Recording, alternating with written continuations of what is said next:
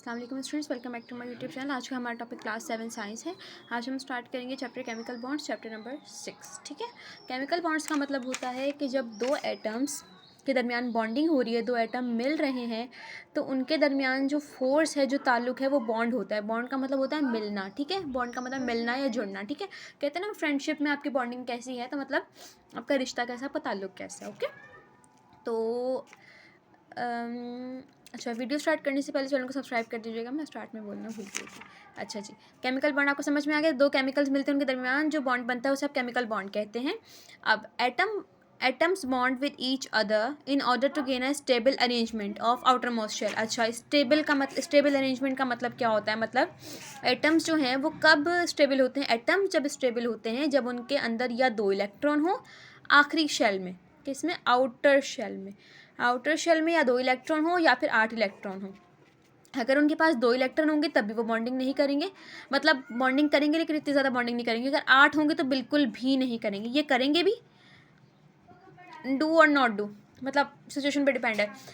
और ये तो बिल्कुल भी नहीं करते, क्योंकि 8 मुकम्मल है, 8 से ज़्यादा ये बॉन्डिंग करेंगे ही नहीं। जिनके 8 होते हैं वो नहीं करते। 8 का मतलब होता है ऑक्टेट कंप्लीट है, 2 का मतलब होता है इनका डुप्लेट कंप्लीट है।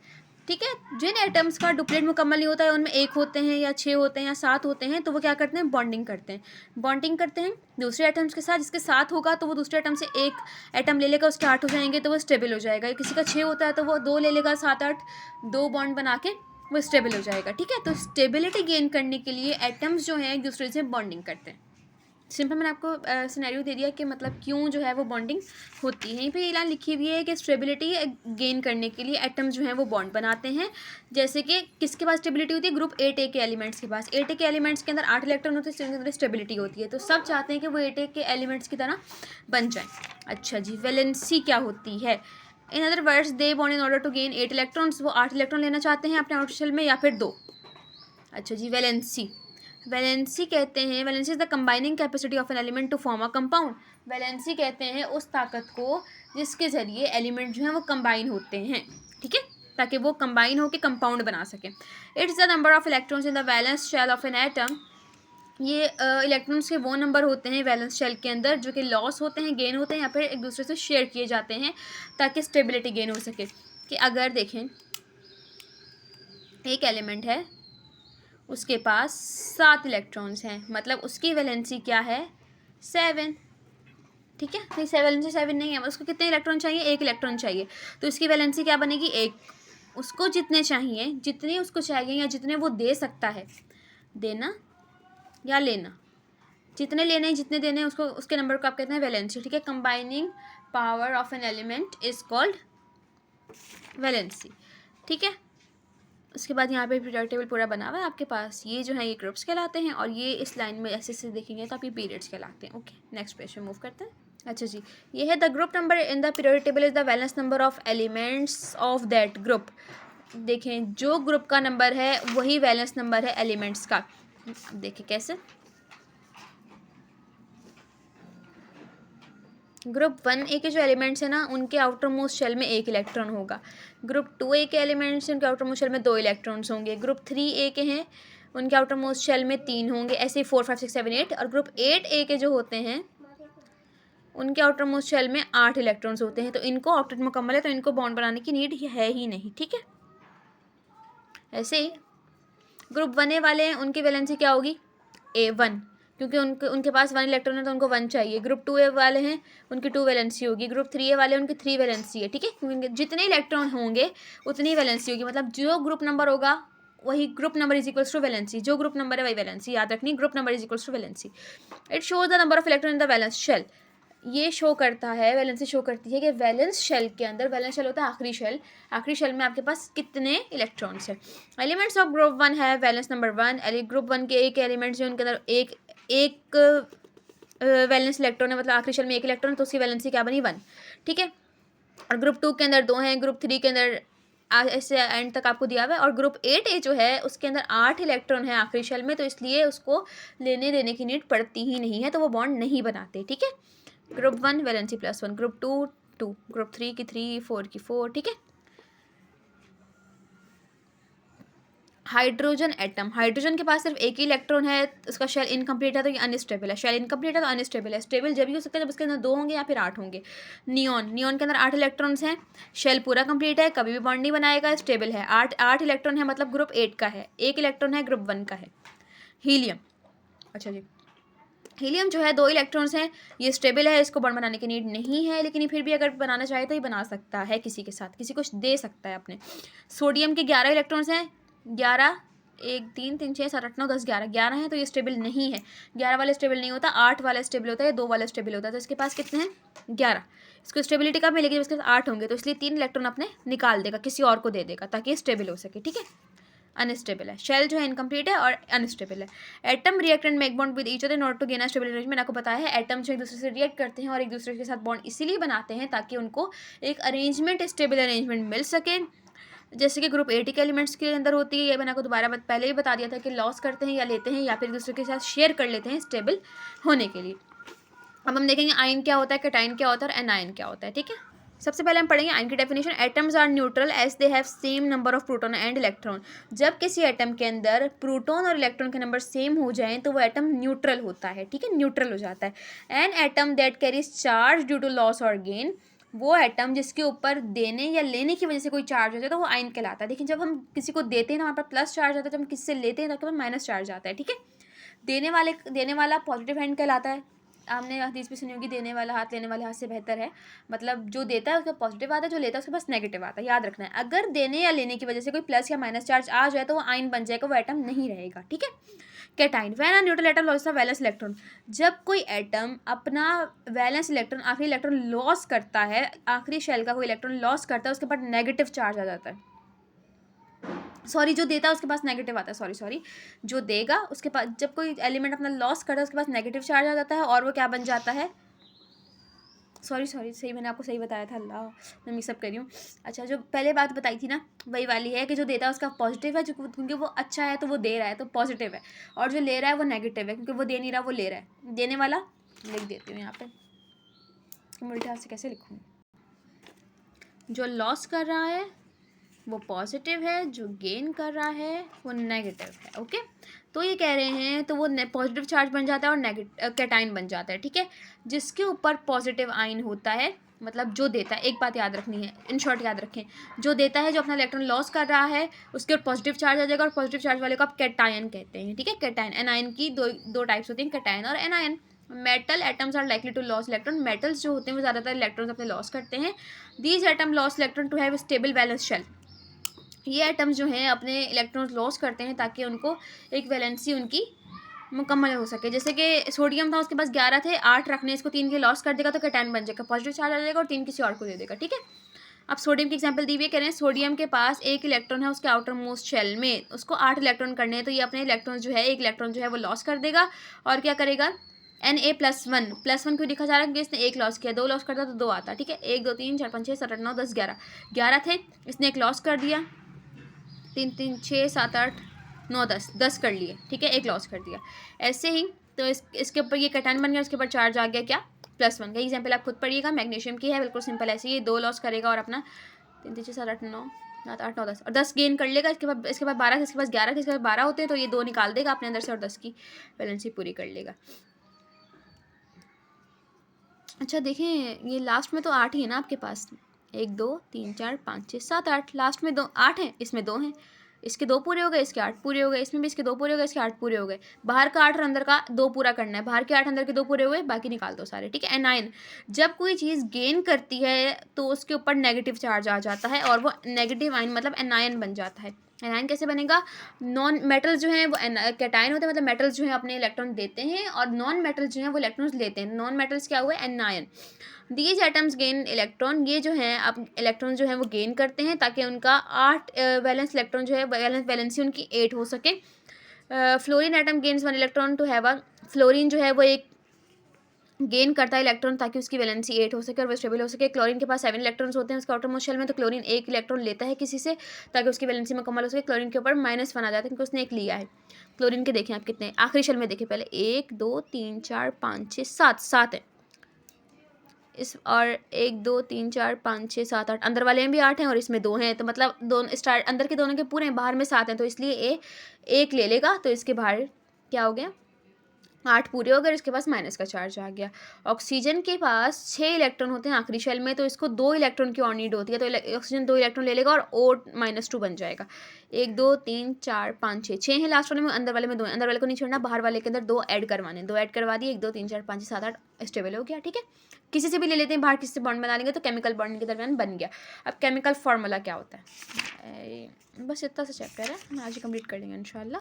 केमिकल फार्मूला व्हेन 2 और more different elements react chemically in a fixed ratio, जब 2 या 2 से ज़्यादा एलिमेंट जो हैं वो केमिकली रिएक्ट करते हैं एक ख़ास मिकदार के अंदर, तो एक कंपाउंड बनता है। ठीक है, 2 या 2 से ज़्यादा एलिमेंट मिलेंगे तो कंपाउंड बनेगा। सिंपल, मैं आपको स्टार्टिंग से बात बताती हुई आ रही हूँ।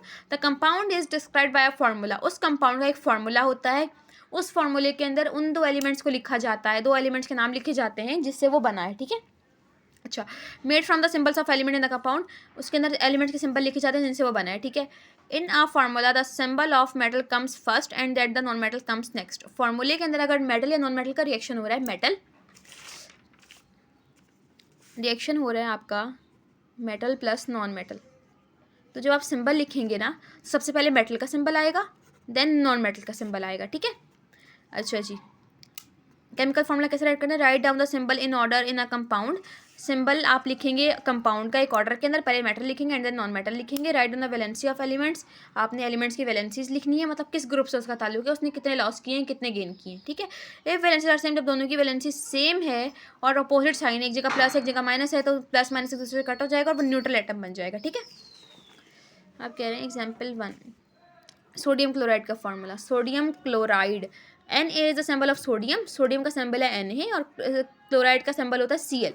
Na+1 belongs to group Cl close to group 1 होगा, इसमें लिखा हुआ नहीं है। Na जो है वो ग्रुप 1 का एलिमेंट है और Cl जो है वो ग्रुप 7 का एलिमेंट है। ठीक है, बोथ चार्जेस आर सेम, इसका +1 है, इसका भी 1 है, इसका भी 1 है, लेकिन साइन डिफरेंट है, +1 और -1 एक दूसरे से क्या हो जाएगा, कैंसिल हो जाएगा। ठीक है, अब मैं बताती हूँ आपको दोबारा से, यहाँ पे सोडियम क्लोराइड का फॉर्मूला आपने बनाना। सोडियम का सिंबल होता है Na, क्लोराइड का होता है Cl। ठीक है, Na के ऊपर +1 लगाएंगे क्योंकि Na ने अपना एक इलेक्ट्रॉन किसको दिया है, क्लोरीन को। क्लोरीन के पास 7 थे, इसने Na से 1 ले लिया, 8 हो गए। ठीक है, क्लोरीन जो इसका +1 है, इसके पास -1 है, दोनों कैंसिल हो गए, NaCl बन गया, तो +1 -1 दोनों नहीं आएगा। ठीक है, आप कह रहे हैं कि वाटर का, वाटर जो है वो हाइड्रोजन और ऑक्सीजन से बनता है, वाटर का सिंबल होता है H, ऑक्सीजन का होता है O। वाटर जो है उसका ताल्लुक है ग्रुप 1 से, ऑक्सीजन का ताल्लुक है ग्रुप 6 से। अब देखें, हाइड्रोजन के पास, हाइड्रोजन ऑक्सीजन से वाटर बनता है। अब हाइड्रोजन के पास तो एक ही इलेक्ट्रॉन है, ऑक्सीजन के आउटर मोस्ट शेल में मैंने आपको बताया था कितने इलेक्ट्रॉन थे, यहाँ पे देखें 2 3 4 5 6, इसको 6 इलेक्ट्रॉन थे, इसको 2 की नीड थी, लेकिन हाइड्रोजन के पास तो एक ही है, तो इसलिए 2 हाइड्रोजन के साथ बॉन्ड बनाएगा। किससे, एक इलेक्ट्रॉन इस हाइड्रोजन से लेगा, एक इलेक्ट्रॉन इस हाइड्रोजन से लेगा, इसका क्या मुकम्मल हो जाएगा, ऑक्टेट। ठीक है, मैं बना के दिखाती हूँ, एक हाइड्रोजन, ये ऑक्सीजन, लास्ट ही बना रही हूँ मैं। ठीक है, 1 2 3 4 5 6 हैं इसके पास, इसको 2 चाहिए, एक इससे खींचेगा, एक इससे खींचेगा, 8 पूरे हो गए। ठीक है, तो वाटर जो है वो H2O, वाटर का फॉर्मूला होता है 2 हाइड्रोजन से लेगा, 2 हाइड्रोजन से लेगा और अपने कंप्लीट कर लेगा। ठीक है, अब हाइड्रोजन जो है वो ग्रुप 1 का है और ऑक्सीजन जो है ग्रुप 6 का है। हाइड्रोजन ने एक दिया, एक हाइड्रोजन ने 1 दिया, +1 +1 -2 हो गया, तो इन दोनों के चार्ज अलग हैं, इसका +1 है, इसका 2 है, तो इसलिए कैंसिल नहीं हो सकते। ये फार्मूला शो करता है कि 2 हाइड्रोजन एटम और एक ऑक्सीजन एटम मिलकर क्या बनाते हैं, आपके पास वाटर का मॉलिक्यूल। अब बनाना है आपने एल्युमिनियम ऑक्साइड। एल्युमिनियम ऑक्साइड कैसे बनेगा, Al is the symbol of aluminium, aluminium का सिंबल है Al और ऑक्साइड जो है ऑक्सीजन को कहते हैं, ऑक्सीजन का सिंबल है O। एल्युमिनियम जो है वो ग्रुप 3 का एलिमेंट है और ऑक्सीजन जो है वो ग्रुप 6 का है। ऑक्सीजन को कितने उसकी नीड है, इलेक्ट्रॉन्स की, 2 इलेक्ट्रॉन्स की नीड है। ठीक है,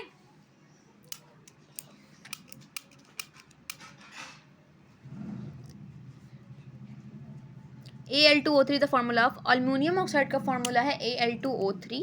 दिस फार्मूला शोज, ये फार्मूला शो करता है कि 2 एल्युमिनियम एटम्स और 3 ऑक्सीजन एटम मिल के एल्युमिनियम ऑक्साइड बनाते हैं। 2 एल्युमिनियम के एटम और 3 ऑक्सीजन के एटम मिलकर एल्युमिनियम ऑक्साइड बना रहे हैं। ठीक है, अच्छा, फॉर अमोनिया, अमोनिया का फार्मूला है, अमोनिया जो है वो NH3 से बनता है, मतलब नाइट्रोजन और 3 हाइड्रोजन, ठीक है।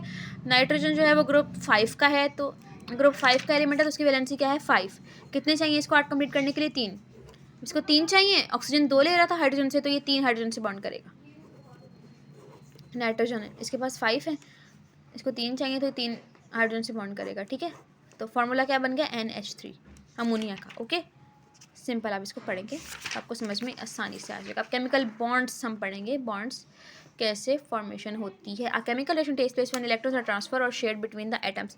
केमिकल रिएक्शन जब भी होगा जब एटम्स जो है एक दूसरे से इलेक्ट्रॉन्स जो है वो शेयर करेंगे, ट्रांसफर करेंगे दूसरे को। Electrons are involve in chemical reaction.